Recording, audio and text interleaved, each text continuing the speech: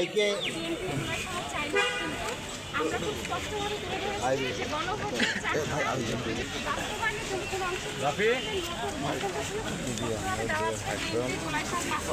এটা তো দৃঢ় প্রতিজ্ঞ। আপনারা একটু করে দেখুন বিএনপির অবস্থানটা।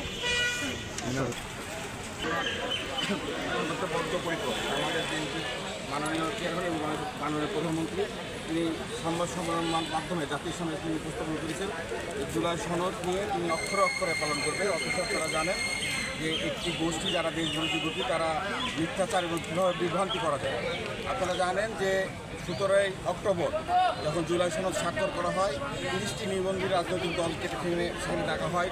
বিএনপি সরকার আপনারা দায়িত্ব দিয়েছেন, বিএনপির কাজ হলো জনগণের ম্যান্ডেট নিয়ে যে সংসদে গেছে সেই কাজগুলো বাস্তবায়নের জন্য যে অঙ্গীকার বিএনপি দিয়েছে ইনশাল্লাহ আপনাদের পাশে থেকে আমরা ইনশাল্লাহ বাস্তবায়ন করবো।